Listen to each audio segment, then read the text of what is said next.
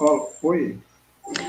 Oi, boa noite a todos e todas. O meu nome é Adriana Gradella. Eu sou docente do Colegiado de Medicina Veterinária e do Colegiado de Pós-Graduação em Ciências da Saúde e Biológicas. Atualmente, eu estou como pró-reitora de Pesquisa, Pós-Graduação e Inovação da Univasf, e nós estamos aqui hoje nessa live com o objetivo de falar um pouco mais para vocês sobre a pesquisa científica, a pós-graduação e a inovação na Univasf, que são executadas pela Pró-Reitoria de Pesquisa, Pós-Graduação e Inovação, que todos conhecem com a sigla PRPPGI.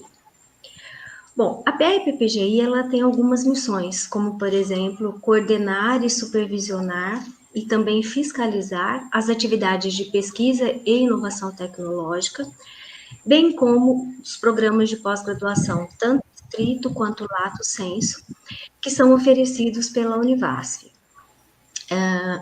Ela atua também junto aos organismos governamentais, né, de fomento à pesquisa, ciência, tecnologia, inovação e pós-graduação. Ela também tem por missão, né, empreender e apoiar as iniciativas de inserção e integração da Univasf com o desenvolvimento acadêmico, científico e tecnológico, tanto regional quanto nacional, representar a Univasf junto aos fóruns estadual, regional, nacional, de pró-reitores de pesquisa e pós-graduação. Então, para que vocês possam conhecer um pouquinho mais sobre a PRPPGI, eu vou falar, então, outras atribuições que ela tem. Então, a PRPPGI, ela é responsável por executar a política definida pelo PDI, que é o Plano de Desenvolvimento Institucional, ligado à pesquisa, pós-graduação e à inovação tecnológica na Univasf. Também é responsabilidade da PRPPGI convocar e presidir as câmaras de pós-graduação e de pesquisa, bem como executar as deliberações dessas câmaras, que essas câmaras realizam. Apresentar relatórios, né, das atividades sempre que solicitado, fazer a deliberação sobre a aplicação dos recursos financeiros dos órgãos de fomento, como, por exemplo, da CAPES, que é a Coordenação de Aperfeiçoamento Pessoal de Nível Superior do Ministério da Educação, e também do CNPq, que é o Conselho Nacional de Desenvolvimento Científico.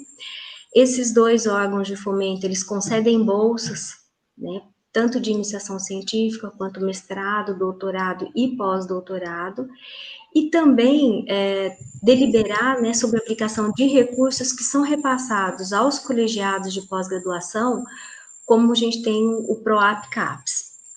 É também função da PRPPG coordenar e acompanhar a elaboração e publicação de editais institucionais de apoio à pesquisa científica, como, por exemplo, nós temos os editais de iniciação científica, que no momento a PRPPGI tem 4 editais que estão em andamento, e que o professor Hugo Bonfa vai falar daqui a pouquinho para vocês com um pouquinho mais de detalhes. Nós temos os editais da FINEP, né, que durante a atual gestão foram lançados 2 editais internos para atender 2 chamadas do FINEP. Um edital já está concluído e o outro está ainda em andamento. Nós temos também editais de apoio à publicação científica de qualidade e alguns outros. Também é responsabilidade da PRPPGI coordenar a execução de trabalhos para o desenvolvimento das atividades de pesquisa, de pós-graduação e inovação tecnológica.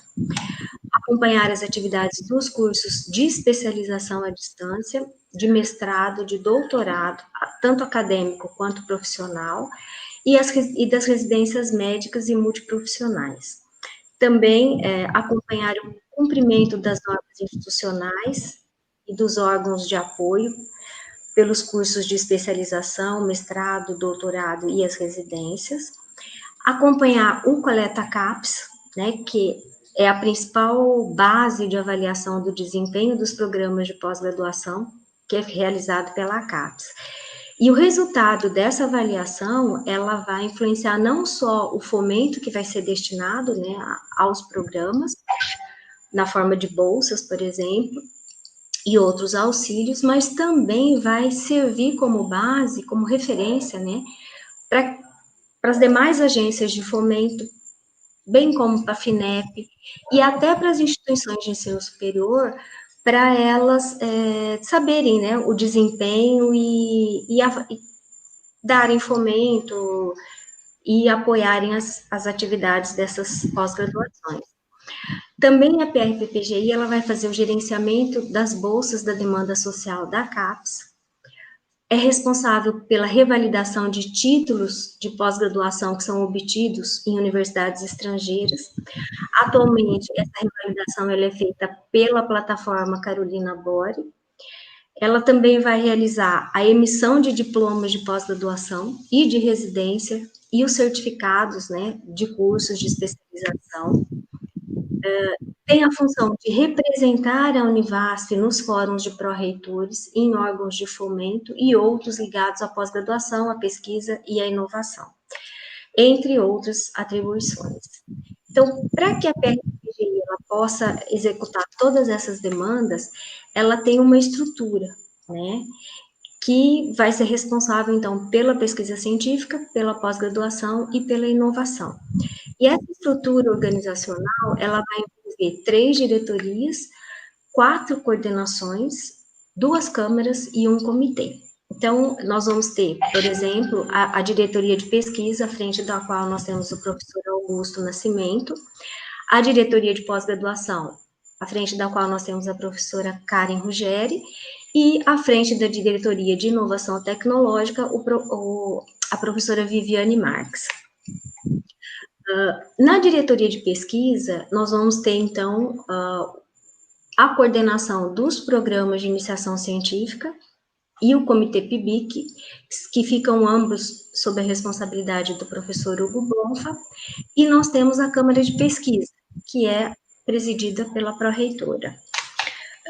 No caso da diretoria de pós-graduação, nós vamos encontrar alocados ali dentro todos os cursos de pós-graduação, as especializações e as residências médicas e multiprofissionais. E todas essas, o gerenciamento, né, de todos esses cursos, ele fica por conta da professora Karen, que vai falar depois um pouquinho mais com detalhes, né, para vocês sobre os cursos.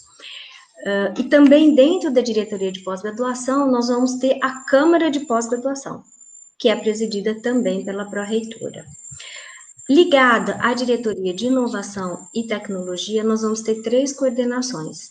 A coordenação de propriedade intelectual, que fica sob a responsabilidade da professora Kátia Passos, a coordenação de empreendedorismo e incubação, que está sob a responsabilidade do professor Rômulo Calado, e nós temos a coordenação de difusão e transferência de tecnologia, que está aguardando ainda a nomeação. Bom, eu acredito que agora vocês estão conhecendo um pouquinho mais, né, da estrutura organizacional e das atividades que estão ligadas ao PRPPGI, e que são necessários, né, para que a gente possa executar todas as políticas e todas as atividades de pesquisa, de iniciação científica, pós-graduação e inovação aqui dentro da Univasf. A atuação da PRPGI, ela também tem um papel, assim, fundamental, né, na sociedade. Por quê? Porque é através do conhecimento científico que é gerado pelas pessoas que fazem a pesquisa, a pós-graduação e a inovação, é que a gente pode desenvolver tecnologias que vão levar à inovação. E assim, consequentemente, né, ao desenvolvimento econômico tanto da cidade como da região e do país.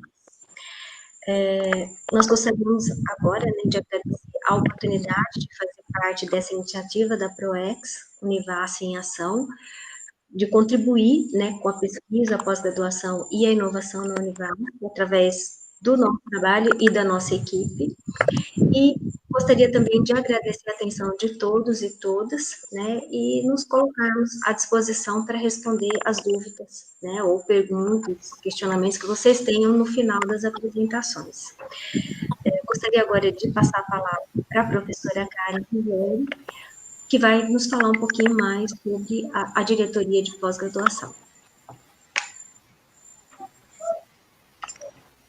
Obrigada, professora Adriana. Boa noite a todos. Boa noite, equipe. Bom, meu nome, como a professora já falou, né, Karen Rogério Saad, né, eu estou como diretora de pós-graduação, que é um órgão ligado, então, à PRPPGI.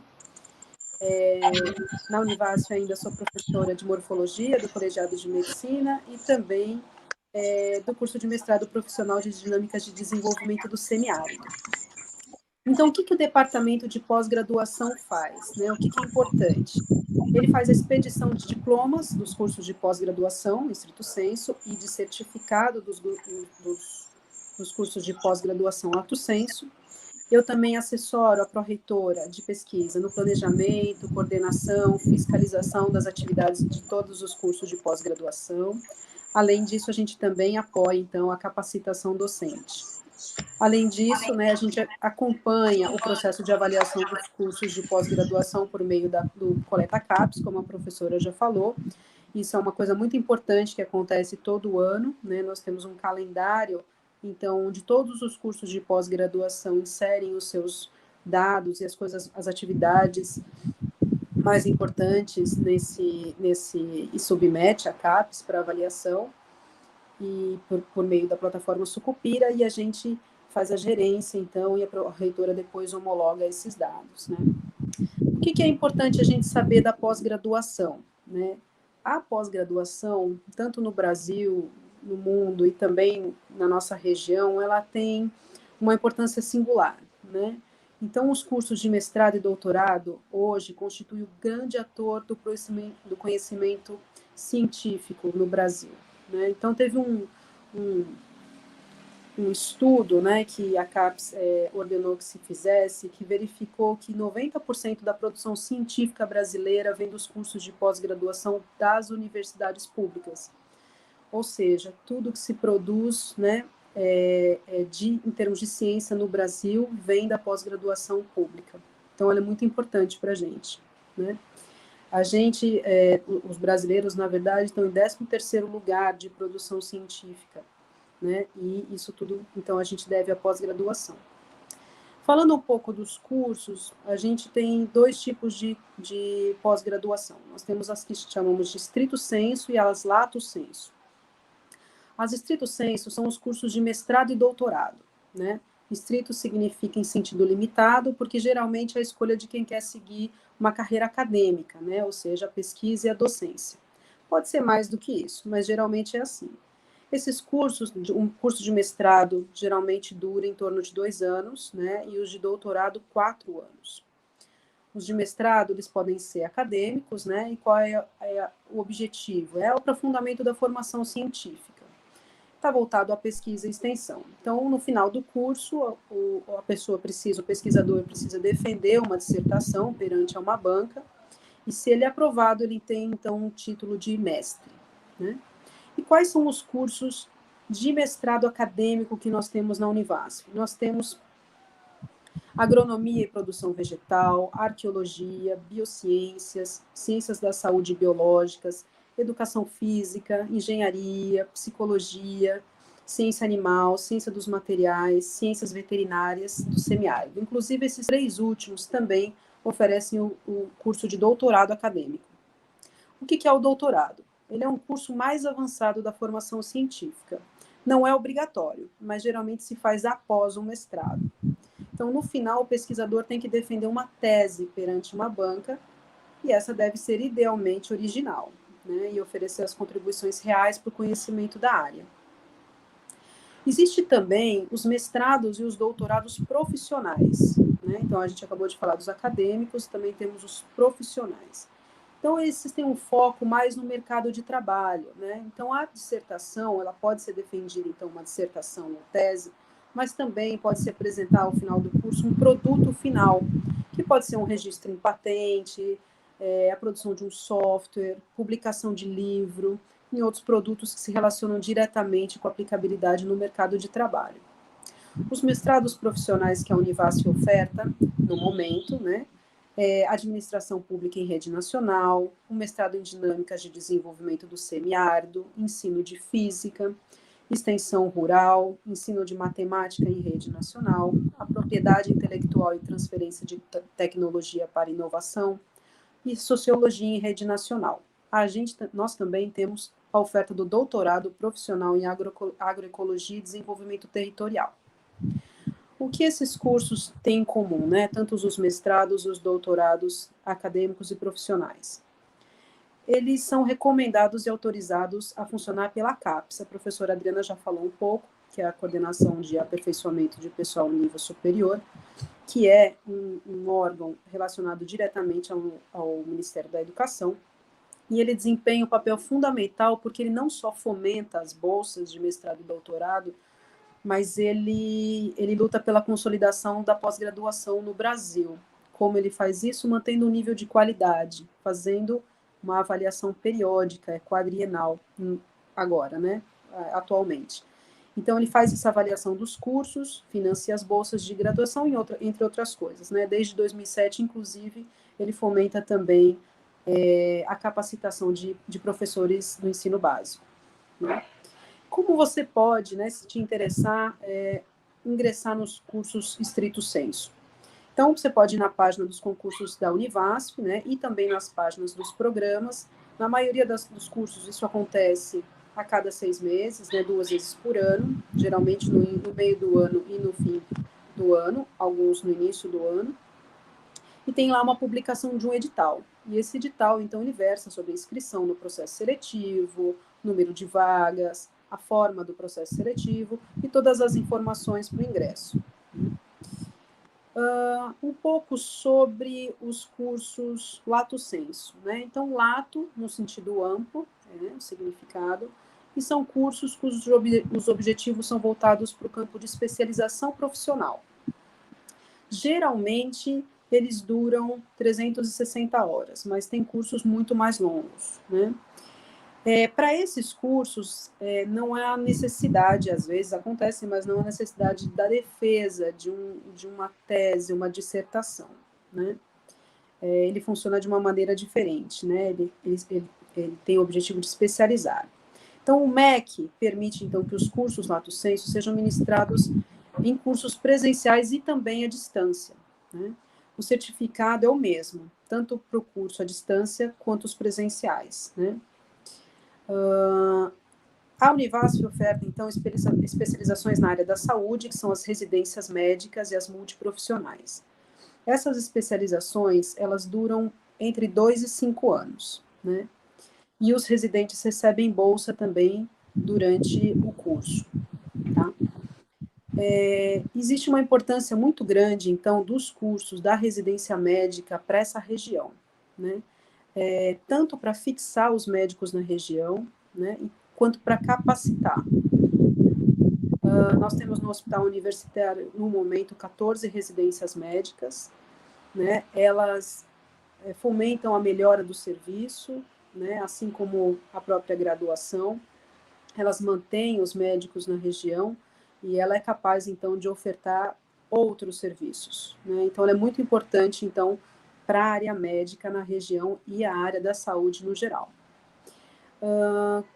A gente também tem os cursos multiprofissionais, né, que são 4, saúde da família, intensivismo, urgência e saúde mental, que são abertos, então, aos graduandos de outras áreas que não medicina, né, enfermagem, psicologia,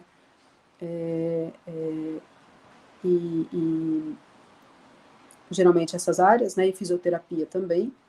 E ela também oferta os cursos de especialização, então, em práticas hospitalares em cães e gatos, no modo presencial.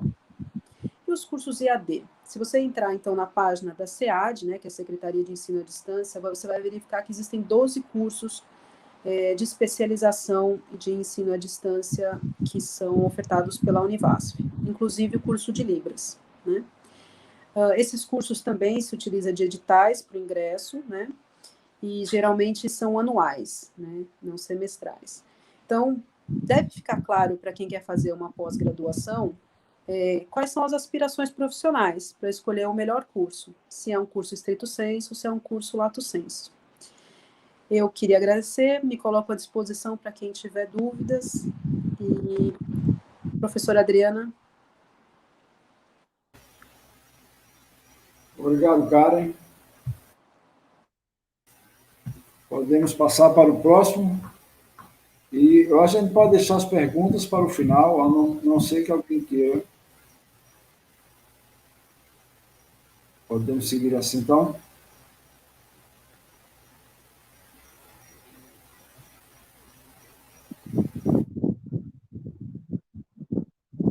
Bom, na sequência, professora Adriana, quem vai conduzir o próximo? Professor Augusto. Boa noite. Ok. Inicialmente, eu gostaria de agradecer o convite. Meu nome é Augusto Lima, eu sou professor do Colegiado de Engenharia Agronômica aqui na Univasf desde 2010. Atuo também desde o início na pós-graduação em Engenharia Agrícola e na pós-graduação em Produção Vegetal. Especificamente, a gente tem trabalhado na área de fertilidade do solo e nutrição de plantas, com um foco mais aqui na região para a cultura da mangueira.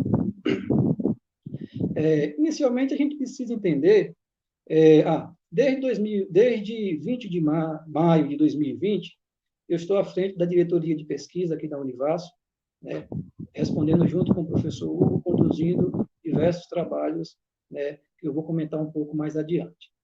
Inicialmente, eu gostaria de relatar, a gente precisa entender a questão do que significa pesquisa científica. Pesquisa científica nada mais é do que um instrumento fundamental para a construção e propagação de conhecimentos, pois estimula o quê? E busca de resposta para fenômenos observados, produz novas descobertas, auxilia no crescimento de raciocínio lógico, desenvolvimento de pensamentos críticos e melhora o comportamento ético de estudantes. A PRPPG, ela compreende a pesquisa,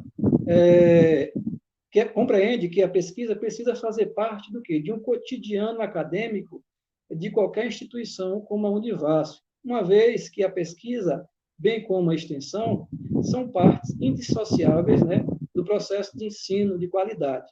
Além do mais, a pesquisa possui uma relevância estratégica na produção de conhecimentos para o desenvolvimento científico e tecnológico da nação. Bom, a diretoria de pesquisa, ela é coordenada, então, pelo diretor de pesquisa, e apresenta uma série de atribuições, dentre as quais eu vou comentar algumas. Formular e acompanhar políticas para a pesquisa na Univasf, atua na gestão da iniciação científica, iniciação tecnológica, participa no processo de organização de eventos para divulgação e socialização de resultados de pesquisa desenvolvidos na Univasf, assessora a questão de elaboração de projetos institucionais que serão submetidos a órgãos de fomentos, como a professora Adriana acabou de comentar, atua também na questão de registros de projetos fomentados por órgãos de fomentos, bem como os projetos que serão desenvolvidos por pesquisadores, por professores atuantes na Univasf. Também tem como função o cadastro de líder de pesquisa no diretório de grupo de pesquisa do CNPq e a certificação desses grupos de pesquisa nesse mesmo diretório. Além disso, atua elaborando anualmente seminários de acompanhamento de atividades que estimule a criação de pesquisa na instituição, responde pela atividade de pesquisa junto aos órgãos de fomentos, organiza atividades de Câmara de Pesquisa e Comitê PIBIC, substitui o pró-reitor de pesquisa, pós-graduação e inovação quando esse está ausente e convoca e preside reuniões da Câmara de Pesquisa na ausência do pró-reitor de pesquisa, pós-graduação e inovação. Bom, em relação às atividades que são desempenhadas pela diretoria de pesquisa, eu vou comentar um pouco mais sobre a questão de criação de grupos de pesquisa. A criação de grupos de pesquisa é uma atividade que ela é constantemente demandada por professores aqui na Univasf. Segundo o CNPq, Os grupos de pesquisas são definidos como o quê? Como um conjunto de indivíduos organizados hierarquicamente, né, em torno de uma liderança, né, de um líder. E esse líder ele tem uma característica essencial de ter o quê? De ter uma liderança em um determinado terreno científico, né, de ter um destaque em relação a uma ou mais linhas de pesquisas que o grupo vai atuar. Bom, qual é o primeiro passo que se deve ter quando o professor deseja criar um grupo de pesquisa? Inicialmente, o professor, o pesquisador, ele deve preencher um formulário específico de criação de grupo de pesquisa que deve ser encaminhado para a diretoria de pesquisa. Após preenchimento desse formulário, nós encaminhamos o mesmo para que tenha-se um parecer de um membro da Câmara de Pesquisa. Quais são as informações que se deve ter quando se pretende criar um grupo de pesquisa? Primeiro, qual é o nome desse grupo de pesquisa, né? Qual é o líder? Qual a área de conhecimento, né? A titulação do professor que vai atuar como líder de pesquisa. Outra informação extremamente importante se refere à questão da equipe, né?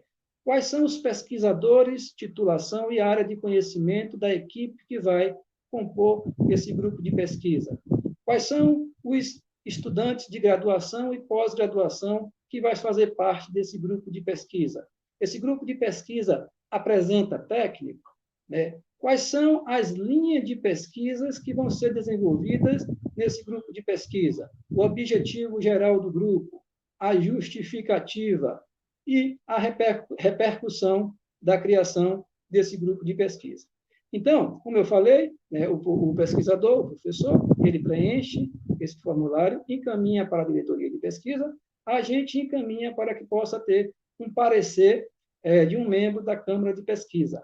Na avaliação do grupo de pesquisa, são observadas todas essas informações, como eu acabei de falar, né? Informações relacionadas à primeira composição, à titulação, se tem estudantes participando, técnicos, né? Se há sobreposição de participantes em outros grupos de pesquisas, né? E o CNPq, ele caracteriza alguns grupos como atípicos, né? Alguns grupos tidos como atípicos são grupos unitários, grupos sem estudantes, né? Grupos sem técnicos, grupos com mais de 10 pesquisadores, grupos com mais de 10 linhas de pesquisas, grupos onde o líder não é doutor, né? Grupos sem doutores, né? E assim por diante.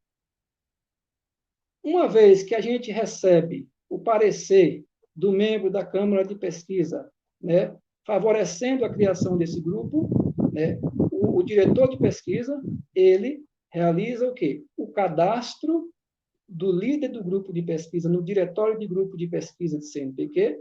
Em seguida, o líder do grupo de pesquisa ele insere as devidas informações pertinentes a esse grupo no diretório de grupo de pesquisa do CNPq, para que, no final, o diretor de pesquisa faça o quê? Realize a certificação desse grupo. Essa é uma demanda que a diretoria de pesquisa, né, tem recebido com grande frequência, né, dos diversos professores pesquisadores da Univasf. Uma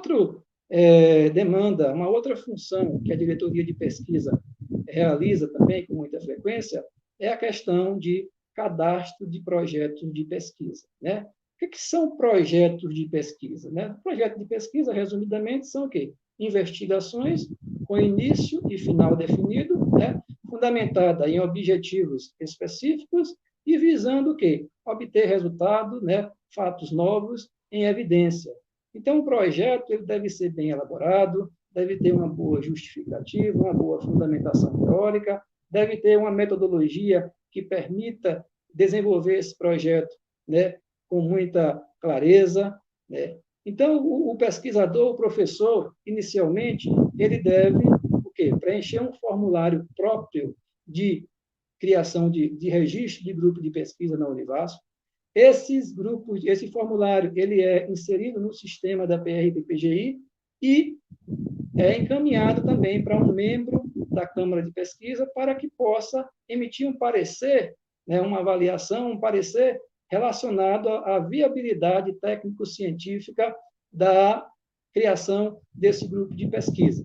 É importante ressaltar que, quando se tratar de projetos de pesquisas que envolva, né, animais ou seres humanos, há de se ter, né, é uma exigência, né, de que se tenha um parecer do Comitê de Ética apropriado. Então, no momento da submissão desse projeto, o pesquisador ele deve o quê? Apresentar esse parecer ou a comprovação de submissão, né, ao Comitê de Ética para que possa desenvolver esse trabalho de uma maneira mais adequada. Outra coisa, se for de interesse também do pesquisador, a questão de necessidade de sigilo, ele deve especificar também, deixar bem claro no projeto, a necessidade de sigilo que deve ser fundamentada, né, bem evidente no projeto. Bom, uma vez cadastrado o projeto sendo desenvolvido, né, o pesquisador ele tem, após finalizar o projeto, ele tem até 60 dias para enviar o relatório final, né? E, caso não seja enviado esse relatório final, ele fica inadimplente com a diretoria de pesquisa, o PR do PGI, e isso vai impedir com que se tenha qualquer certificado de declaração de desenvolvimento desse projeto. Outra atividade também realizada pela diretoria de pesquisa, que eu gostaria de detalhar mais um pouco, está relacionado à elaboração de relatórios institucionais do Programa de Iniciação Científica que a Univasf tem que enviar para o CNPq a cada 2 anos. Né? Nesses relatórios institucionais, nós temos diversas informações que são, na verdade, indicadores que o CNPq avalia. A partir da avaliação desse relatório institucional é que se estabelece qual é a cota de bolsa de iniciação científica, né? No caso, o PIBIC Ensino Médio, o PIBIC Ações Afirmativas e o PIBIT, né? Programa de Iniciação Tecnológica. Então, por meio desse relatório, é que o CNPq faz uma avaliação geral de como é que está o programa institucional de iniciação científica na Univasf. Dentre as informações que devem constar nesse relatório, nós temos, primeiro, que os dados da instituição. Né? Quem deve estar indicado? Quem é o representante institucional de iniciação científica?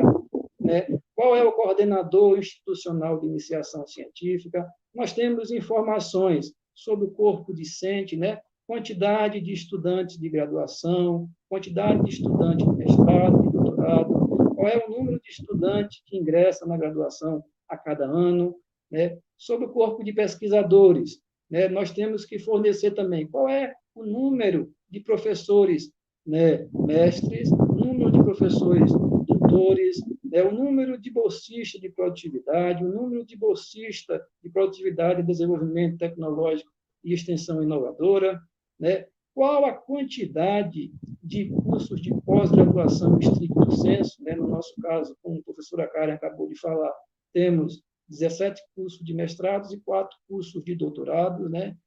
Tem também a informação sobre a questão de número de grupos de pesquisas ativos do CNPq. Só por curiosidade, nós temos hoje, né, em torno de 83 grupos de pesquisas ativos, certificados. E, em relação ao número de linhas de pesquisa, nós temos 313 linhas de pesquisas atualmente ativas na universidade. Tem também informação que a gente tem que fornecer se a instituição ela participa de alguma rede de pesquisa, né, como o Instituto Nacional de Ciência e Tecnologia, né, quais são os projetos institucionais atualmente vigentes, ou seja, há uma série de informações que devem ser fornecidas nesses relatórios institucionais, que servem de base para que o CNPq possa fazer uma avaliação global do Programa de Iniciação Científica da Univasf e determinar para os próximos 2 anos quais seriam, né, as cotas de bolsas para a instituição, certo? Então, eu gostaria de agradecer e passar a palavra para o professor Hugo. Obrigado, Augusto, pelas suas considerações, pelas suas informações. Eu creio que agora vamos passar a palavra para a ordem. Eu acho que é o Hugo, é isso? Ok, professor Isso, Hugo, professor, fica à sou eu. vontade. Obrigado pela palavra, professor. Boa noite a todos e a todas. Para quem não me conhece ainda, meu nome é Hugo Bonfá. Eu sou professor da zootecnia, do Colegiado de Zootecnia. Sou formado em zootecnia, minha formação é em zootecnia, sou mestre em doutor em zootecnia. E também sou credenciado aí no programa de pós-graduação, de Ciências Medicinas Veterinárias do Semiárido. Dentro desse programa, eu atuo aí na área de experimentação animal, estatística experimental aplicada à produção animal. E dentro da PRPPGI, eu atuo como coordenador do PIBIC. Atualmente, eu estou como coordenação do PIBIC. E dentro da coordenação do PIBIC, eu tenho algumas atribuições. Quais são essas atribuições? As principais atribuições dentro da coordenação do PIBIC seria a organização de editais, de iniciação científica, iniciação tecnológica, e iniciação tecnológica no ensino médio. Também ajudo a auxiliar a diretoria de pesquisa, aí, composta pelo professor Augusto, no fomento e distribuição das bolsas de pesquisa. Ajudamos aí a organização de declarações, certificados, e, por último, na organização do Comitê PIBIC. O Comitê PIBIC, ele que é o órgão responsável por elaborar os editais de iniciação científica, iniciação tecnológica, iniciação científica do ensino médio. Ele delibera questões relacionadas às bolsas de iniciação científica, relacionado à iniciação científica voluntária também. Ele valida os recursos que serão apresentados dentro de todo o processo de iniciação científica e também determina os prazos de todos esses editais. O Comitê PIBIC, vale ressaltar que ele é composto por todas as grandes áreas. Quais são elas? O Comitê PIBIC ele apresenta representantes da área de ciências agrárias, ciências biológicas, ciências exatas da terra, ciências humanas, saúde e todas as outras demais áreas.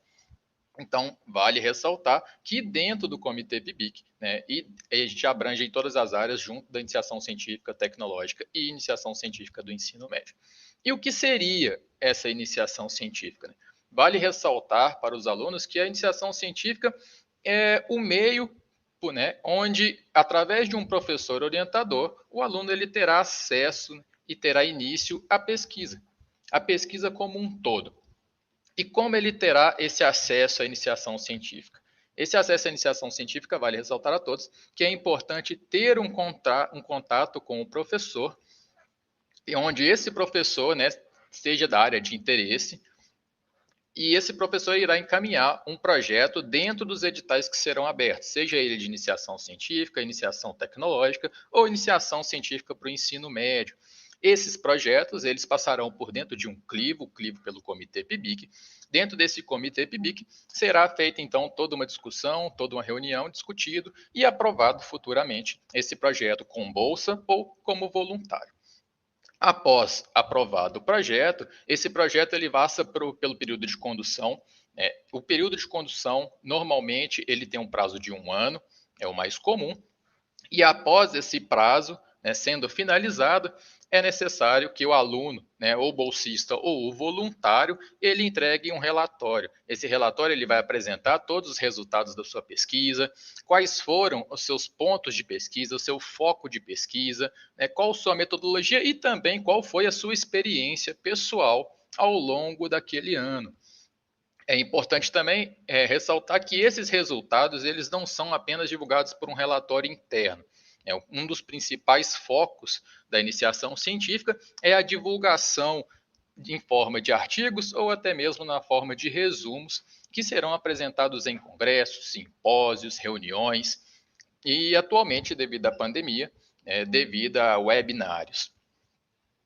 É importante também falar que esses congressos, nem sempre, eles são congressos externos à universidade. Dentro da Univasf, nós temos um congresso interno, conhecido como Cientex. O Cientex, então, ele é a semana de ensino, pesquisa e extensão. O Cientex ele é organizado pela PRPGI em parceria com outras pró-reitorias, dentre elas a Pró-Reitoria de Ensino, a Pró-Reitoria de Extensão, fazendo, então, o tripé ensino, pesquisa e extensão. Daí, uma semana de ensino, pesquisa e extensão, onde serão abordados todos esses pontos. O importante é que esses trabalhos serão apresentados no Cientex e existem duas principais maneiras de apresentação desses trabalhos. Então, após todo passado o período do ano da condução do experimento do aluno, do projeto como um todo, ele irá escolher as formas como ele irá apresentar o seu trabalho. Pode ser na forma oral, por meio de uma apresentação, onde o aluno irá fazer uma apresentação no PowerPoint e terá um período, e nessa apresentação ele irá expor quais são os objetivos da sua pesquisa, quais as metodologias, quais os principais resultados. E outra maneira também de se apresentar esse trabalho é por meio de um banner. Então, tanto no banner quanto na apresentação oral, o aluno irá expor qual o objetivo de sua pesquisa, as suas metodologias, os seus principais resultados, as discussões desses resultados e não somente a questão em questões acadêmicas, não só. Vale ressaltar que essas pesquisas elas têm um forte ponto externo também, ou seja, é uma maneira de trazer o aluno para o conhecimento que ele aprende dentro da sua universidade para fora da universidade. Toda aquela pesquisa ela tem um objetivo principal, e esse objetivo principal ele vai ter a sua implicação em lado externo, ou seja, fora, extramuro da universidade. É importante também falar que o aluno ele pode participar nessa pesquisa de duas maneiras, como eu já disse um pouco atrás, como bolsista ou como voluntário, seja iniciação científica, iniciação tecnológica, iniciação do ensino médio, e dentro de todas essas áreas o aluno pode atuar como bolsista ou como voluntário. E o que seria esse aluno bolsista? Esse aluno bolsista é aquele aluno que ele é agraciado com uma bolsa mensal, a gente fala uma bolsa mensal, que seria um valor de R$400, que todo mês seria depositado na conta daquele aluno. Então, esse aluno ele tem aí um incentivo para poder fazer aquela iniciação científica, tecnológica. Já no caso da iniciação científica do ensino médio, esse valor aí é de R$100, e esse valor, seja de R$400 ou de R$100, ele vai ser aí agraciado durante o período inteiro do seu projeto, ou seja, durante um ano. Então, o aluno vai começar o seu projeto, ele vai começar a receber a bolsa, e após finalizado, ou seja, ao longo de um ano, ele vai ter esse valor aí para poder, como um auxílio, para ele fazer a sua iniciação científica. Atualmente, dentro da Univasf, nós estamos com um total aproximado de 180 bolsas, tá? Essas 180 bolsas, elas estão inseridas aí dentro, tanto as bolsas de iniciação científica, as bolsas de iniciação tecnológica, as bolsas de ensino médio também. E essas bolsas, normalmente, elas são financiadas por órgãos de fomentos nacionais, estaduais e pela própria universidade. Os principais, o CNPq, a FAPESB e a própria universidade, ela sempre dá um retorno e uma contrapartida para quantitativo de bolsas. E como eu também citei anteriormente, não é somente bolsistas que fazem iniciação científica, tecnológica ou ensino médio. Também tem a opção de voluntários. Então, aproximadamente, anualmente, nós temos 300 projetos sendo executados. Esse valor aí varia um pouco, sendo para mais ou para menos, mas é um valor aproximado de 300 projetos sendo executados por alunos, entre eles bolsistas e voluntários. E qual que é o período de execução dessas bolsas? Normalmente, esse período ele se estendia de agosto até julho. Tivemos uma pequena alteração agora devido à pandemia, que atrapalhou a execução de alguns projetos, e algumas dessas bolsas, e algumas desse interstício de bolsa, ele alterou um pouco. Então, a partir desse ano, algumas bolsas, né, as bolsas terão início a partir de setembro. Né, isso foi um caso totalmente excepcional devido à pandemia. Tá? Mas o interstício continua de 1 ano, o aluno ele tem aí o tempo, né, total de aprovação do seu projeto, execução do seu trabalho, apresentação dos seus relatórios, apresentação em congressos, seminários, ele tem aí o período de 1 ano para poder executar. E aí fica, e qual a importância, professor? Qual a importância de eu fazer uma iniciação científica? Né? O que essa iniciação científica vai me trazer de tão bom? Vai me trazer só trabalho? Não. A iniciação científica ela vai te dar abertura à pesquisa. Né? Essa pesquisa é que o aluno vai ter, por meio da iniciação científica, que o aluno vai despertar o interesse para a pesquisa. Né? E é a principal maneira de contato, né, com a pesquisa.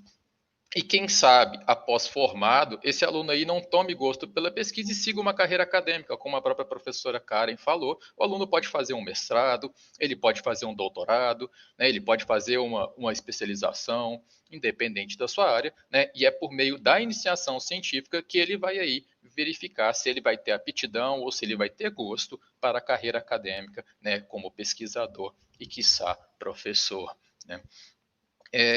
Vale também ressaltar que a pesquisa ela abre portas não somente para a carreira acadêmica, também abre portas para o mercado de trabalho. Existem várias empresas que contratam pesquisadores, né? E esses pesquisadores nessas empresas são altamente remunerados. E vale ressaltar que essa pesquisa pode ser aplicada. Às vezes, quando você estiver apresentando o seu trabalho dentro de um congresso, dentro de um seminário, alguma empresa veja o seu trabalho e fala, olha, gostei desse aluno, gostei desse trabalho. Né? Então, te abre portas aí para o mercado de trabalho nesse ponto. Então, qual é a principal foco, né, nosso da PRPPGI por meio dessas iniciações científicas? Então, o nosso principal foco é ajudar na formação acadêmica dos alunos. Né? Então, o principal foco é ajudar na formação acadêmica, preparar esses alunos para o mercado de trabalho e, por fim, formar recursos humanos de excelência. Então, juntando no tripé ensino, pesquisa e extensão, um dos pontos desse tripé seria a pesquisa, e um dos principais, né, entradas para a pesquisa seria aí a iniciação científica. Eu agradeço aí o professor Deranor, né, e a ProEx pela oportunidade, e fico aqui, né, como coordenador PIBIC e professor, fico à disposição de todos que tiverem interesse na iniciação científica, que tiverem interesse em iniciação tecnológica, iniciação científica de ensino médio, eu fico à disposição e agradeço aí a oportunidade, professor Deranor, e com a palavra aí, professor. Nós aqui agradecemos, ficamos muito felizes com a sua participação. Obrigado, professor. E agora vamos ouvir a professora Viviane Marques. Oi, estão me escutando bem? Bom, pessoal, boa noite a todos e a todas, e aos parceiros da Pró-Reitoria de Pesquisa, Pós-Graduação e Inovação. Meu nome é Viviane Marques, como o professor Deranor já introduziu, né? A professora Adriana também. Eu sou engenheira química, mestrado em engenharia química, doutorado em química, sempre atuando na área de processos industriais, focando na produção mais limpa, processos verdes, e trabalho muito também com a aplicação de redes neuronais artificiais e outras ferramentas. Eu estou na Univasf desde 2005, completei 15 anos e já pude passar por várias áreas da Univasf que me trouxeram uma experiência enorme. Na verdade, eu sou do grupo de professores que ainda ficou na biblioteca, sem livros, né? Era a nossa sala, mas foi um aprendizado enorme que trouxe uma clareza do todo bem maior para mim. Bom, atualmente eu estou lotada no Colegiado de Engenharia de Produção. Eu estou diretora institucional de inovação tecnológica na Univasf e por essa razão coordeno o Núcleo de Inovação Tecnológica.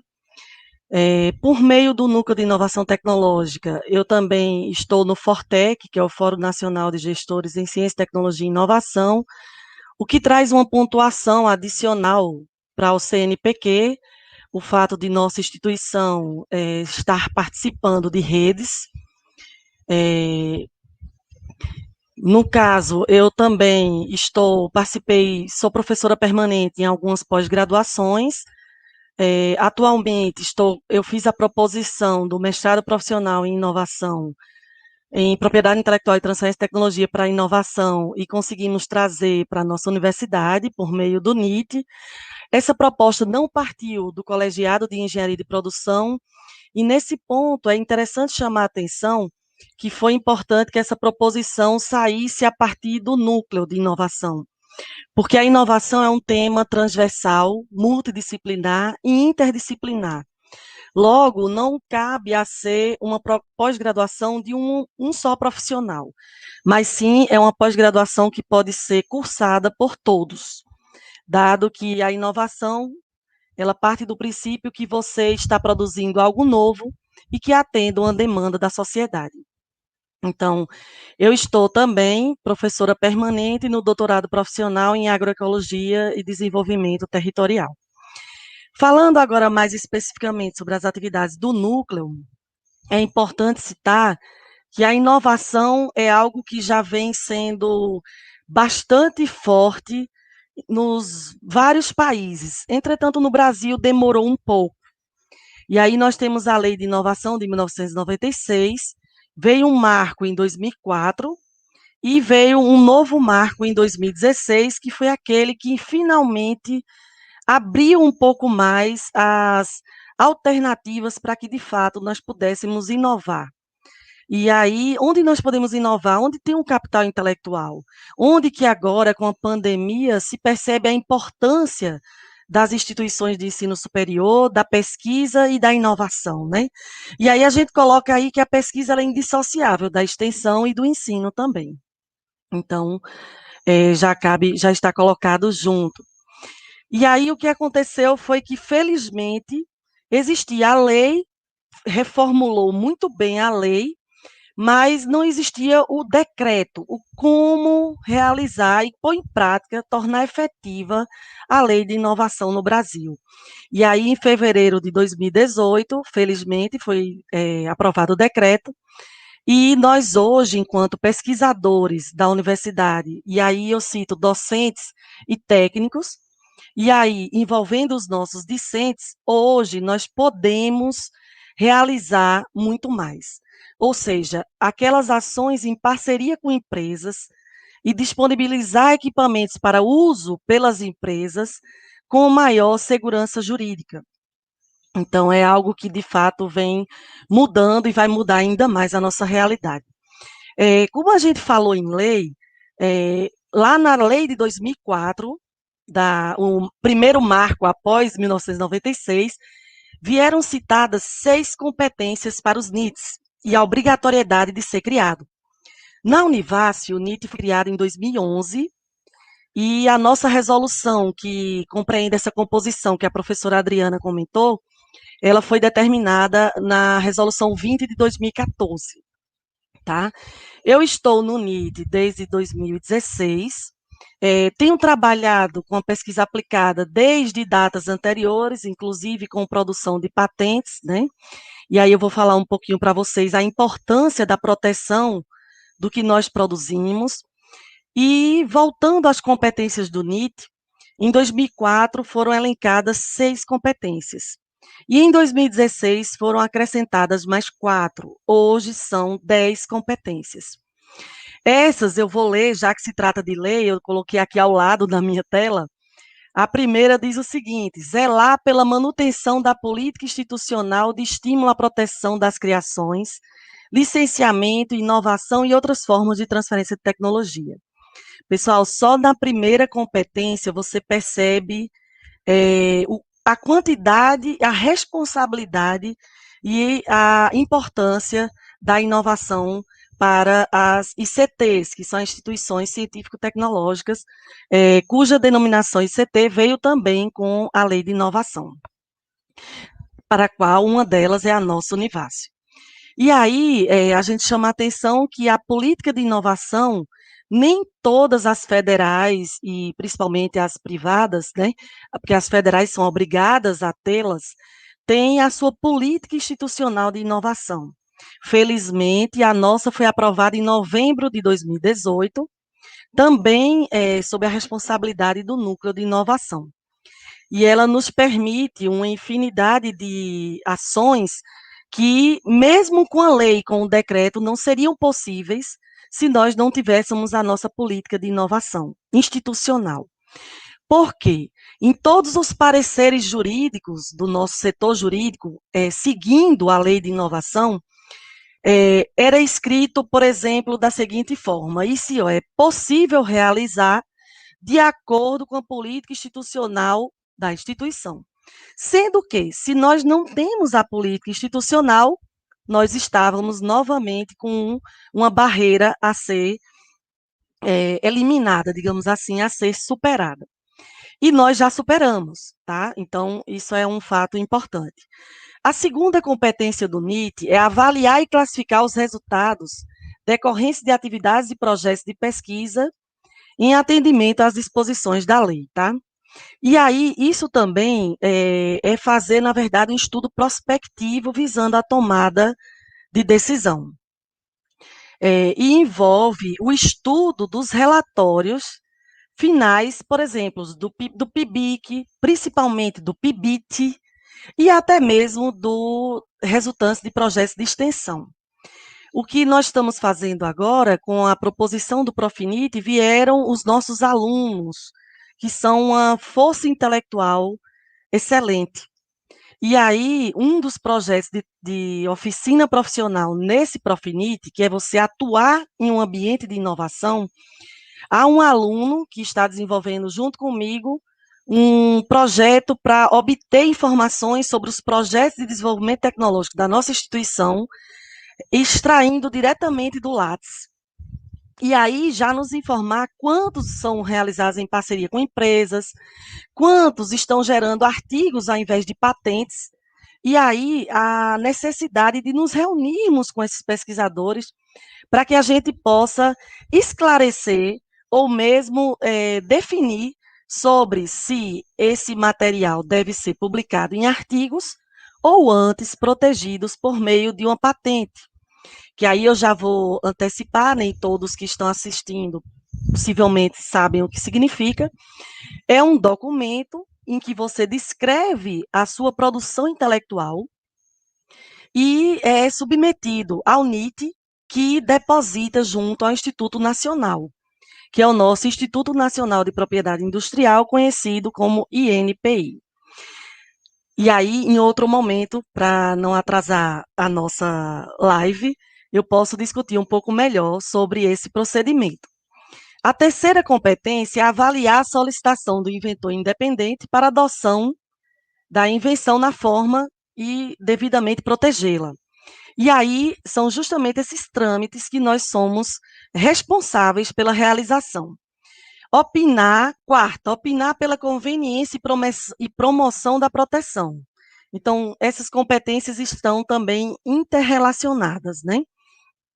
Opinar quanto à conveniência da divulgação das criações. Então, justamente, se a gente perceber que não deve ir para um artigo, ela antes deve ser protegida por patente, então nós vamos conversar com aquele pesquisador e explicar quais são as consequências da sua decisão, para ele e para a nossa instituição. Sexto, acompanhar o processamento dos pedidos e a manutenção dos títulos de proteção. Significa que não basta depositar, nós temos que acompanhar semanalmente uma publicação na revista do INPI, que é conhecida como RPI, Revista de Propriedade Industrial, que também tem qualis, tem pesquisadores que não sabem, mas cabe também, após o depósito da patente, a publicação na RPI também pode ser adicionada ao seu Lattes. No sétimo, desenvolver estudos de prospecção tecnológica e de inteligência competitiva, Então, também está relacionada aos anteriores. Desenvolver estudos e estratégias para transferência de tecnologia. Significa que a gente tem que conhecer o nosso mercado local, regional e nacional, e até mesmo internacional, para ver se cabe, inclusive, a proteção por patente em outros países. Desenvolver estudos e estratégias, promover e acompanhar o relacionamento da Univace, no caso da ICT, com empresas. E isso nós fazemos por meio de acordos de cooperação, onde estão previstas, inclusive, auditorias por parte do NIT, para checar sobre o encaminhamento, o andamento, né, do projeto. E promover, negociar e gerir os acordos de transferência de tecnologia. Então, perceba que é algo bastante enorme, digamos assim, para a equipe que nós temos hoje. Então, estamos superando, né, e além da pandemia, e temos a certeza que, com o tempo, o NIT, de fato, poderá atuar cada vez mais. Estamos avançando, mas precisamos atuar cada vez mais. Como a professora Adriana comentou, eu estou diretora institucional, a coordenadora de PI é a Kátia, de difusão é o Rômulo, de empreendedorismo é o Rômulo, e de difusão e transferência de tecnologia, nós estamos aguardando indicação, porque essa é a coordenação que nós precisamos de alguém com formação preferencialmente na área jurídica, dada a grande demanda por uso das leis, para acordos, contratos, licenciamentos, enfim. E aí, sobre algumas ações, eu não vou mais me alongar muito, nós temos a proposição do mestrado, instruções normativas para o depósito de patente, que estão no site do NIT, a nossa incubadora em Tecvasf, que está aguardando barreiras provocadas pela pandemia e pela equipe reduzida. Nós realizamos minicursos e, por fim, eu gostaria só de deixar aqui para vocês mais uma provocação com relação à necessidade de proteção da produção intelectual. Antes, pesquisadores e discentes pesquisadores, antes de publicar o seu trabalho, o resultado do seu trabalho num periódico, por favor, se faça pelo menos 3 perguntas, que são essenciais. O resultado é uma novidade?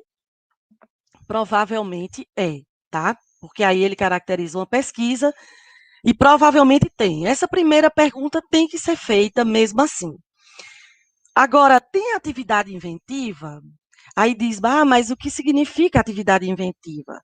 É que você pode criar algo que seja simples demais e que, inclusive, não caracteriza até mesmo uma pesquisa científica, dada a sua simplicidade, a sua exagerada simplicidade e falta de uso de capital intelectual para desenvolvê-la.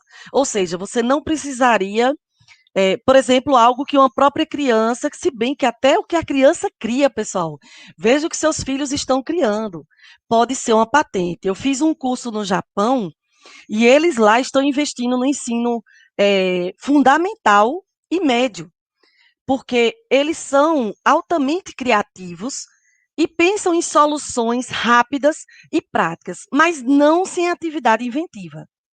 Ou seja, a atividade inventiva é você ter um mínimo de complexidade associado a algo, que não seja, por exemplo, só o revestimento de algo como esse com papel higiênico. Ninguém nunca fez, tudo bem, mas isso não tem nenhuma atividade inventiva. Eu estou dando um exemplo bem grosseiro, mas de fato é mais dessa linha mesmo. E por último, a mais importante, a sua invenção, ela atende uma demanda do mercado hoje? Existem interessados? Ou é algo que você desenvolveu, está no estágio de maturidade muito baixo, digamos assim? Quando a gente diz baixo, não significa que a pesquisa não é importante, mas que ela precisaria de mais desenvolvimento e pesquisa para que chegasse ao mercado, certo? Mesmo estando no estágio mais baixo de maturidade tecnológica, há um interesse no mercado para essa tecnologia? esse seu produto ou novo processo, ele pode ser aplicado industrialmente? Se ele pode, não publique no artigo.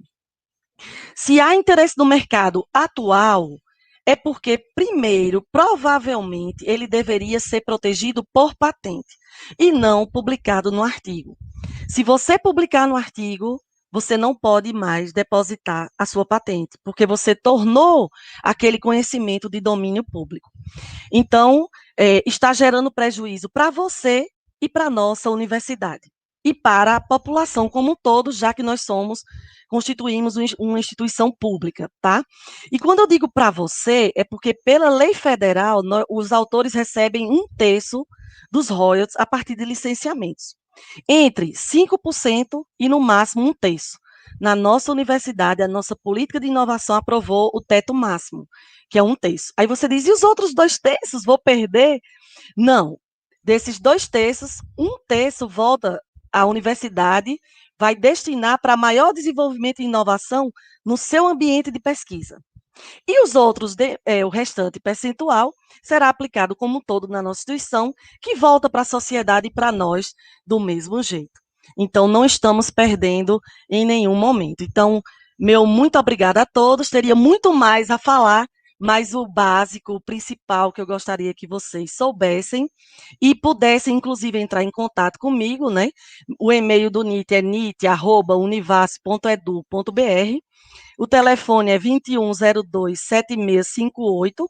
Então, fica para vocês o contato para, no futuro, se precisarem, estaremos à sua disposição. Não estamos agora presencialmente, né? Mas respondemos tudo na medida do possível e de uma forma não presencial por enquanto. Então, meu boa noite a todos e muito obrigada.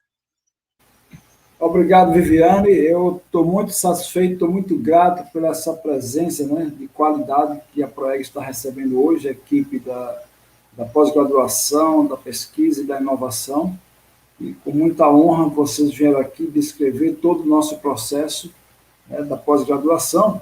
E aí também tratar de um tema que eu acho de uma relevância fundamental, que é uma inovação, que no momento isso é uma palavra que está na boca de todo mundo, está na boca do empresário, está na boca do prefeito, está na boca do estudante, está na boca de... Mas possivelmente poucas pessoas ainda também conheçam o verdadeiro conceito, o significado de uma inovação. E eu acho que o grande desafio agora é como fazer pesquisa inovadora. Tá? Como a gente, então, se nós olharmos aqui um pouco para o que vem a ser, digamos, a inovação, claro que a gente sabe que a inovação, que o conhecimento, eles representam fatores importantes, né, para o desenvolvimento, para a competitividade de cidades, de países e também das empresas, né, como um todo. Tá? Mas o conhecimento novo gerado pela atividade acadêmica e também pela pesquisa científica, ela acaba se materializando em publicações e em teses, e acaba não tendo valor econômico, digamos, efetivo, né? Pois enquanto, digamos, um mero conhecimento científico, ele não vai competir diretamente no mercado com as tecnologias que nós já temos aí. Tá? Então, a inovação, ela traz essa implementação, digamos, vou pegar o conceito mais tradicional, de um produto novo ou significativamente melhorado, de um processo, ou de um método, ou até de prática mesmo, né? Tudo isso. Então, quando a gente olha para esses conceitos, a gente fica perguntando, inclusive eu coloquei até no chat a segunda pergunta, que eu queria até que alguém de vocês comentasse, exatamente, que esse conhecimento novo gerado pela atividade acadêmica, né, e pela pesquisa, que acaba sendo, terminando dentro de uma tese, como é que nós podemos transformar isso para além das teses e dos doutorados, né, e dos relatórios? Como a gente pode integrar isso, né, junto ao mercado? Porque agora, esse é o meu grande desafio. O que é uma pesquisa inovadora? Não é simplesmente, eu entendo que talvez não é simplesmente pelo fato de você pesquisar algo, mas é a forma como nós vamos começar a pesquisar daquilo. Tá? Outro indicador das pesquisas, digamos que sejam as patentes, por exemplo, o número de patentes, né? Mas como a professora Viviane coloca agora, tá, mas qual a viabilidade disso? Eu acho que é algo extremamente novo, resisto, mas se aquilo não tiver valor de mercado, se não tiver uma atratividade do mercado, ali vai virar mais um indicador e mais uma patente que está ali registrada e está toda protegida. Então, para além da patente, do registro, para além da tese, para além do relatório, de que forma nós podemos integrar esses resultados, essas pesquisas acadêmicas, de forma real e transformadora no mercado. Essa seria a minha primeira provocação para vocês, né? E que aí também seria um complemento da extensão, a gente pegando aquele conceito que a extensão é essa indissociabilidade da pesquisa e do ensino. Então, como é que nós conseguimos fazer tudo isso, transferir esse conhecimento produzido de forma inovadora? Eu gostaria que a gente começasse a debater um pouco nesse sentido, de como é que está caminhando a pesquisa para esse sentido inovador. E aí eu não direcionei para ninguém, mas cada um fica à vontade, se quiser fazer algum comentário. Viviane, eu acho que você poderia falar, né, com mais propriedade dessa parte e dar também para a gente, né, os números das patentes que nós temos hoje já depositadas e em vias, né, de depósito, e falar também algumas dificuldades que a gente possa ter em termos de transferência de tecnologia. Ok, Adriana. Nós temos hoje 54 e tem mais 6 que já foram avaliadas, que a gente só falta marcar uma reunião para efetivar o depósito. Uma reunião que eu digo é porque eu me reúno com a coordenadora de PI e a gente faz um último checklist para não haver nenhum erro que cause dano ao erário, né? Então, nós vamos chegar possivelmente a 60 patentes até setembro. Isso contando aquelas em que a Univasf é titular e co-titular também, tá? Se for titular apenas, esse número cai um pouco. Sobre a pergunta do Teranô, e a gente vai também, Madriana, aumentar bastante o número de patentes por conta dos produtos que vão ser defendidos agora, na primeira turma que está se formando no Profinit. Sobre a questionamento do Deranô, eu penso que é um trabalho que envolve muitas ações, e aí foi o que nós fizemos, um plano de ação para a aproximação com as empresas. Então, nós estamos desenvolvendo uma plataforma de interação com as empresas. Em breve, vocês. Eu não sei se eu deveria dizer, porque o produto não saiu ainda, vai tirar um pouco a novidade. Mas a gente está fazendo uma plataforma de interação com as empresas. Eu não posso dizer o nome, porque a gente vai, inclusive, registrar a marca.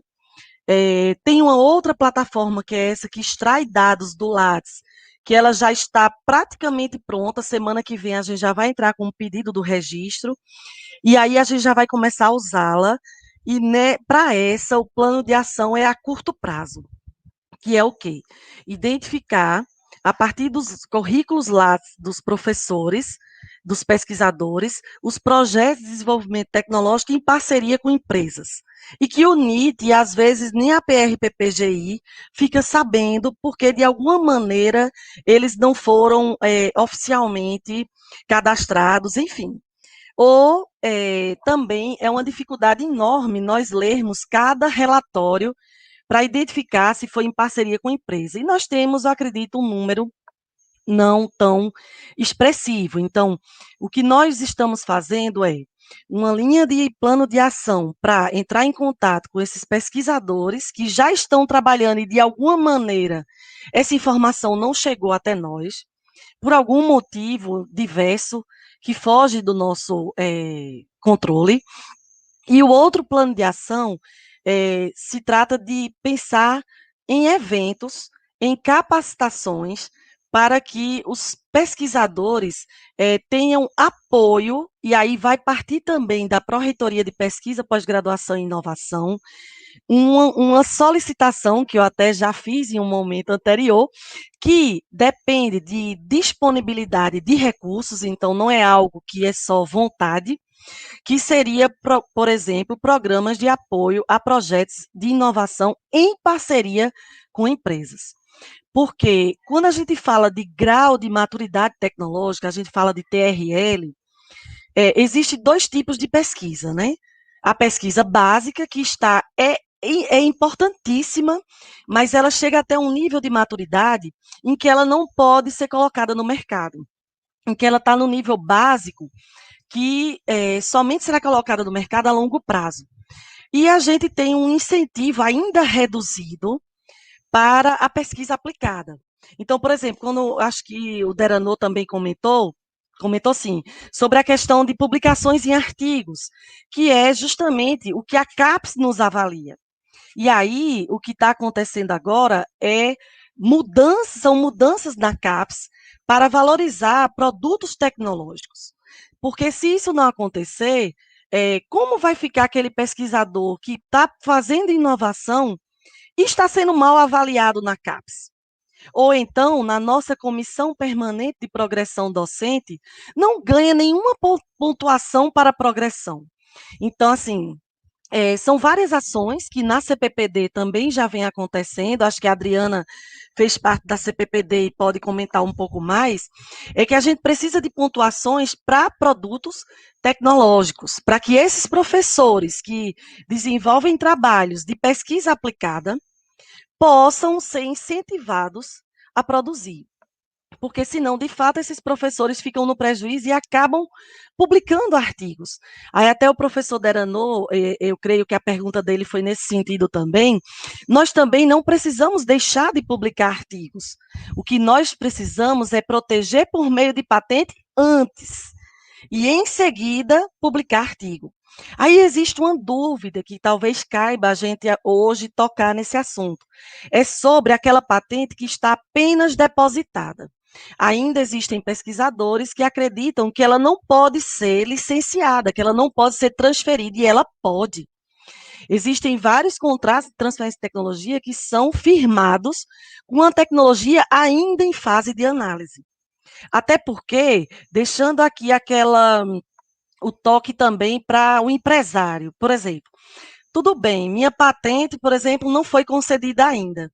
Aí o empresário pega, ela está publicada, ele coloca isso no mercado e eu chego para ele, eu vou mandar, enquanto NIT, inclusive, eu tenho que estar atenta, eu vou mandar uma notificação. Você está usando uma tecnologia que está protegida por meio de patente. Ele, mas não está concedida. Eu digo, sim, mas ela está depositada. Significa que, se ele quiser insistir em manter no mercado, tudo bem. Agora, quando ela for concedida, ele vai ter que pagar todo o retroativo. E outra coisa, sem poder mais conversar sobre valores, já que ele já fez algo errado. E nós podemos acionar juridicamente o nosso próprio sessão jurídica mesmo, no sentido de já receber desde já, ou até melhor, eu já notifiquei, não foi? Ele não quer pagar. Na minha opinião pessoal, eu deixaria aguardando conceder. Porque na hora que conceder, ele é obrigado a pagar todo o retroativo. Aí você diz, mas e se ela não for concedida, por que eu vou estar pagando antes? Existe uma resposta para isso. Se ela não for concedida, de qualquer forma, você usou uma tecnologia que não é sua. E segundo, em todos os contratos de transferência de tecnologia para uma patente que ainda está em análise, vai ter uma cláusula lá, onde dirá o seguinte: se ela for indeferida, o contrato está suspenso, mas nenhum valor é devolvido. Aí você diz, mas não vale a pena. Claro que vale. Porque se você tentar negociar uma patente em fase de análise, você provavelmente vai obter essa tecnologia por um custo menor.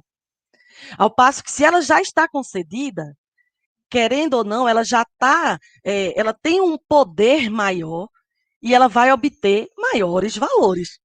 Então, assim, tudo isso é negociável, mas só chamando a atenção para o fato de que o pesquisador ele pode proteger, a gente pode licenciar desde a proteção, e também ele pode desenvolver trabalhos em parceria com empresas, porque nesse caso ele está atendendo uma demanda real. E algumas vezes, pessoal, a gente está tentando resolver um problema que, na verdade, não existe. Ou não existe o interesse pelas empresas, porque a gente está solucionando um problema que ele tem muitos outros mais importantes que ele quer resolver antes. Não é nem que ele não é importante, ele é, mas ele não é aquele que a empresa gostaria.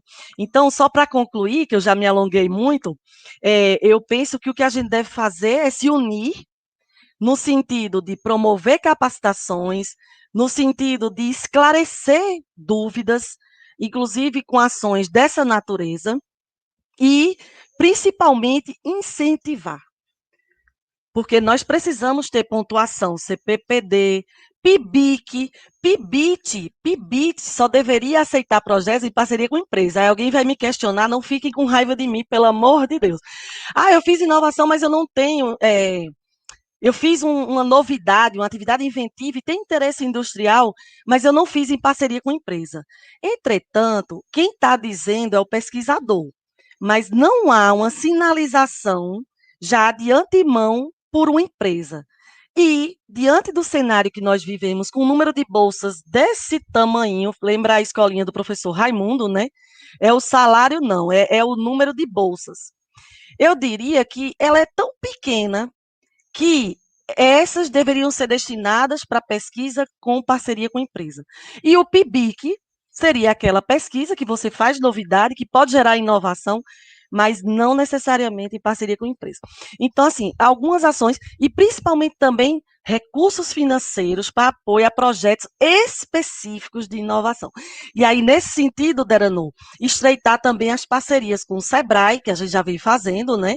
Com a própria administração local, prefeitos, governadores, o setor governo, são 3 pilares: governo, academia e o meio empresarial. E aí, com tudo isso, nós, inclusive, estamos com a política de inovação de Petrolina em trâmite, para que a gente também possa favorecer ainda mais a inovação. Então, assim, eu sou entusiasta, então é difícil eu parar de falar.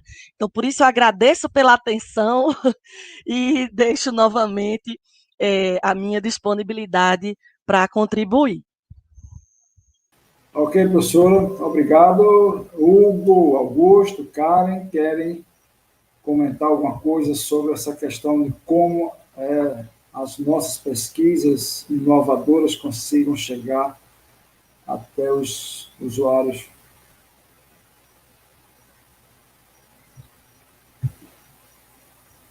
Eu voltei, caí. Pronto. Como a Adriana vem falando, a inovação é algo assim que, embora o país já tenha conseguido avanços em termos de inovação, mas quando a gente é comparado dentro de um ranking internacional, por exemplo, tem o DII, que é o Global Innovation Index, né, que mede os países. Então, a gente fica ali na posição 69, onde temos ali mais de 120 países. Então, a gente ainda está distante de um cenário de inovação. Tá? E as universidades têm esse papel. Deveria ter esse papel de a gente estar produzindo inovações. E como a Adriana fala, também nós temos aí esse tripé, que é exatamente o governo, o mercado e as instituições de ensino. Então, se a gente não tiver com esse ecossistema de forma integrada, dificilmente o que se produza dentro de uma academia, ela vai ficar apenas nos bancos das teses, que são importantes também. Eu acho que eu tenho uma filha aí também. Tá, tudo bem. Olá. Então é isso. Então, eu acho que nós agora temos que pensar como a gente vai interagir com a sociedade, porque dentro do conceito da inovação, a gente tem que perceber o seguinte, que a inovação tem que produzir resultados. Inovação não é só você criar algo e aquilo não mudar um comportamento externo.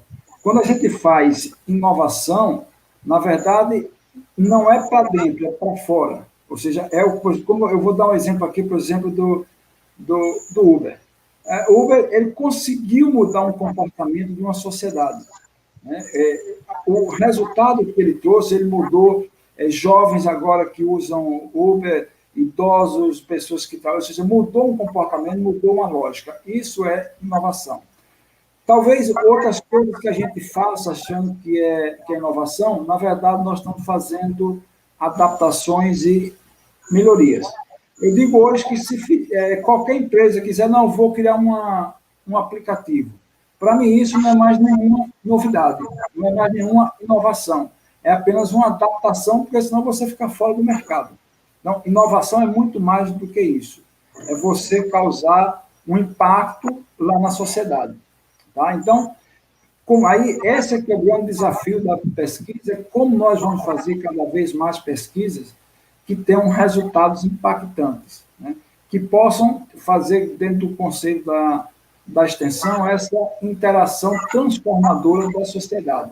Então, esse é que eu defendo, que esse tripé formado dentro da instituição, com ensino, a pesquisa e extensão, também é uma base do outro tripé, que é a universidade, o mercado e o governo. Então, esses dois tripés, eles têm que funcionar de tal forma harmônica que isso tem que produzir resultados. Então, é isso que deve ser esse desafio. Porque quando é que a gente inova? Tem uma das coisas, tem os drives, tem muitas coisas que explicam quando é que um país é mais ou menos inovador. Ou então uma empresa. Pegando o caso de uma empresa, a gente percebe que ela é mais inovadora. Quando é que ela inova? Ela inova quando tem, digamos que, uma pressão interna, quando tem uma pressão dos concorrentes, tá? Mas tem um outro drive que é muito importante, que são as descontinuidades, sejam elas políticas, econômicas, e agora a gente tem uma descontinuidade, que é uma descontinuidade da saúde, ou seja, criou toda uma situação que daqui para frente, se a gente já tinha uma necessidade de inovar nas pesquisas, na extensão e no ensino, depois dessa pandemia, essa necessidade ficou mais protagonista, ou seja, nós precisamos cada vez mais agora colocar a inovação na pesquisa, na extensão e no ensino. Até porque a nossa posição como país ainda é uma posição desfavorável. A gente vê países que têm uma economia muito menor do que a nossa e que estão em situações melhor em termos de inovação. E isso também é uma questão cultural. Então, a universidade, eu também acredito que a gente tem esse papel de fazer a inovação acontecer com resultados. E não apenas ficar fazendo, digamos, pesquisa sem você, às vezes, olhar para o que a comunidade quer. É como foi dito aqui no começo, um projeto a gente tem que olhar para a viabilidade técnica dele, a viabilidade econômica e a sua aceitabilidade. Porque, às vezes, eu posso ter uma excelente pesquisa, um excelente projeto de extensão, tecnicamente bem formado, economicamente viável, mas isso não é aceito, isso não é uma demanda da sociedade. Então, aí a pesquisa acaba perdendo todo o seu valor. Então, enquanto a gente não conseguir juntar esses três níveis aqui, que tem que ser a questão técnica, a econômica e a aceitabilidade, ou seja, a desejabilidade que o mercado ou que o usuário tem do nosso produto. Quando eu falo mercado, eu estou me referindo também aos usuários públicos também, não é só simplesmente na onda da economia. Eu falo em termos de quem é que vai consumir o resultado da nossa pesquisa e de nosso projeto de extensão. Tá? Então, aí vocês também apresentaram números, muitos indicadores, eu acho que o Augusto falou bastante de alguns indicadores também aí. Como é que nós estamos, digamos que, diante das outras instituições? Esses indicadores que nós temos nos colocam em situação privilegiada ou situação desafiadora que precisamos avançar ainda mais? Deranor, apesar da Univasf ela ser relativamente jovem, né, quando a gente compara com instituições de ensino bem mais consolidadas, né, por exemplo, o USP, o Unesp, UFBA, que já estão aí há muito mais tempo do que nós, a gente percebe, assim, que a Univasf, ela vem fazendo bonito, né, ela não está deixando a desejar, porque ela vem contribuindo, principalmente aqui na região, né, no semiárido, mesmo a nível nacional, de uma forma significativa com a ciência, com a tecnologia e também com a inovação. Por quê? Porque, por exemplo, a gente atua em 3 estados, 5 cidades, e vai contribuir nesse universo todo com a pesquisa e a inovação tecnológica, através do quê? Nós temos 900 e poucos professores, né? Destes, nós temos 718 pesquisadores ativos. Então, é um número bastante elevado, né? Frente ao número total que nós temos. Temos 218 grupos de pesquisa cadastrados no site do CNPq, 450 projetos vigentes, né, de pesquisa, e como a professora Viviane falou, até setembro nós vamos ter 60 patentes depositadas. Então, assim, pensando na idade da Univasf, né, no tempo que nós temos aqui no mercado, eu acho que a gente vem contribuindo bem. E uma outra maneira que a gente pode ver essa contribuição que nós temos são os 18 programas de pós-graduação, né, entre pós-graduação e especialização que nós temos. Então, assim, é significativo isso, né, não é um desempenho que deixa a desejar, não. Perfeito. Isso é legal também, eu percebo isso, essa vontade que nós, professores e nós, pesquisadores, extensionistas dentro dessa instituição, nós temos essa vontade de contribuir com a transformação desse lugar.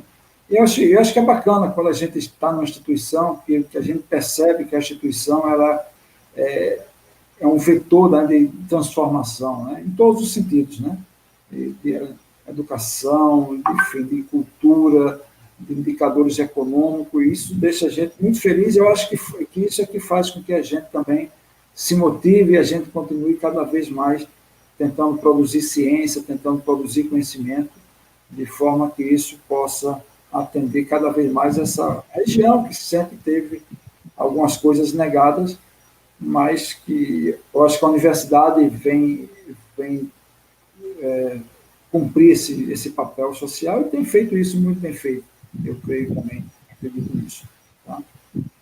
Gente, encantado pelo que eu vi hoje, encantado por todos vocês. A Adriana tem uma equipe maravilhosa, né? Show de bola a sua equipe, pessoal, todo mundo motivado.